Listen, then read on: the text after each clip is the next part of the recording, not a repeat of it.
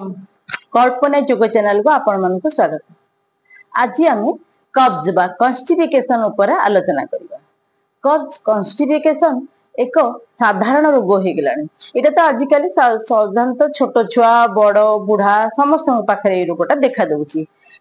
कब्जर प्रथम कारण होची दिनचर्यार गड़बड़ी, शोइबा, खाइबार अनियमितता, खाद्य मध्य आमे आजिकल मैदा जनित खाद्य बेसी खाउछंती। साधारणतः आजिकल तो समस्ते बाहर मगेकी बेसी खाद्य खाइ दउ। कब्ज पई हम खाद्य ही प्रथम दायी।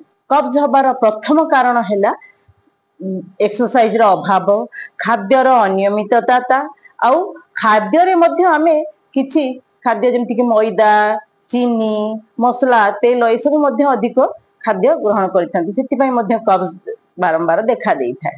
आसंतु आज कब्ज रो केमति लाभ पाई परिबा ता ऊपर आलोचना करिबा। कोन प्राणायाम आगो देखिबा। कब्ज पई प्रथम प्राणायाम बेस्ट प्राणायाम होची कपालभाति। कपालभाति आमे 5 मिनिट आरंभ करी आधा घंटा पर्यंत करि परिबा। कपालभाति त म आगु सिखेइची।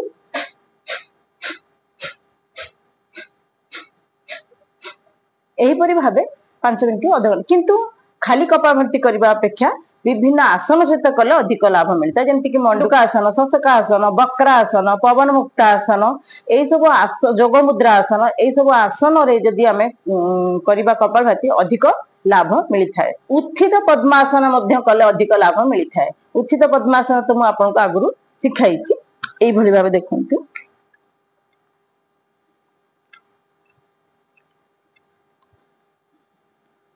उत्थित पद्मासन, मलासन, एई आसन मध्य हम 5 मिनिट बसी परिबा। सखाळु प्रथमे उठिकी खाली पेटरे गरम पानी पीकी मलासन रे बसिले मध्य झाड़ा परिष्कार हे जाई थाए। मलासन आउ उत्थित पद्मासन, जोग मुद्रा आसन ए सब कले मध्य झाड़ा परिष्कार हे जाई थाए। जे मानकर कब्ज समस्या रही थाए हाथर उभय पार्श्व देखंतु एई साइड रे जोठी दबेले काटुथिबो, एई जगह रे जोठी दबेले काटुथिबो सेठी आकुप्रेशर मध्य हमें कले लाभ मिली थाए। एई आकुप्रेशर उभय हाथर आंगुडीर तळ भागरे जोठी दबेले काटुथिबो आपनको बारंबार दबेले मध्य जोरे न हल्का हल्का दबेबा न। ताड़ासन रे किछि किछि चालिले तिर्यक ताड़ासन एक्सरसाइज कले कब्ज पई बहुत फायदा मिली थाए।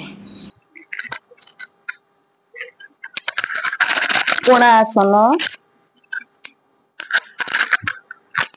त्रिकोणासन,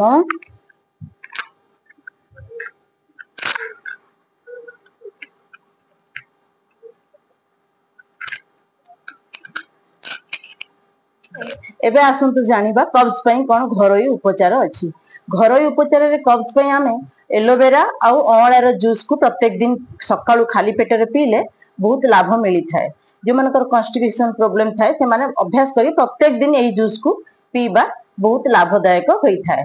या पर आसंतु जानिबा कोन आयुर्वेदिक उपचार आमे करि परिबा कब्ज पई। कब्ज पई साधारणतः अभयारिष्ट, शुद्धि चूर्ण आउ त्रिफला चूर्ण बेसी लाभकारी होई थाए। किंतु मने रखंतु शुद्धि चूर्ण को चुटके मात्र 1 ग्राम रु 2 ग्राम ही खाइबे, अधिक न। सखाळु उठिके खाली पेट रे 1 ग्राम रु 2 ग्राम शुद्धि चूर्ण खाइबा आउ राति रे सोइला बेले ही त्रिफला चूर्णटा खाइ देइथिबा। अभयारिष्ट मध्य गोटे भलो औषध। याकु जदि आपण व्यवहार करिवे प्रत्येक दिन ताहले कब्ज समस्या रु मुक्ति पाई परिबे। किंतु ए सब औषध को मध्य 1 मास रु अधिक खाइबा हितकर नुहे। आपण जदि अधिक खाइबा आवश्यक करूथांती ताहले 15 दिन गैप देके पूर्ण मासे खाइबे। एमती तो धीरे धीरे एक्सरसाइज आउ प्राणायाम करिदेले ए सब रु मुक्ति मिल जाई थाए। आसंतु एबे जानिबा कोन पथ्य आउ अपथ्य अछि कब्ज पई। कब्ज पई पथ्य रे आपण सखाळे खाली पेट रे आपेल आउ पपीता एको सफिशिएंट खाइबे। सकाळे खाली पेट रे आपेल आउ पपीता जेते अधिक खाइबे सेते लाभदायक होइता। झाड़ा परिष्कार मध्य पपीता रे झाड़ा परिष्कार करई थाए। खाइबार प्रणाली मध्य देखिबा को अछि। जेमति कि आपण 3 टाइम खाइबा पूर्वरु किछि कंचा खाद्य निहाती खाइबे। खाद्य को भलो भाबरे चोबई चोबई खाइबा उचित। संध्या भितरे राति खाद्यटा खाइ देबा पई आ राति रे किछि खाइ सेला परे हल्का किछि चालिबा मध्य बहुत सहाय्य करि थाए कब्ज पई। खाद्य हमको जेमिति हेले जगी मैदा, चीनी ए सब अवॉइड करबा दरकार। बाहर खाद्य मध्य अवॉइड करबा दरकार। आउ कंचा खाद्य निहाती खाइबा पूर्वरु सलाड फल आकार रे जो भी आकार आपण निज सुविधा हिसाब रे खाइ परिबे। एही उपाय करिकि देखंतु कब्ज समस्या रु ଆପଣ ନିଶ୍ଚୟ ମାସେ ରୁ 2 ମାସ ଭିତରେ ଉପକାର ପାଇପାରିବେ। କିନ୍ତୁ ଏକ୍ସରସାଇଜ ନିହାତି କରିବା ଦରକାର। ଏହି ଭିଡିଓଟି ଯଦି ଆପଣଙ୍କୁ ଭଲ ଲାଗୁଥାଏ ତାହେଲେ ଲାଇକ୍, ସେୟାର ଆଉ ସବସ୍କ୍ରାଇବ ନିଶ୍ଚୟ କରି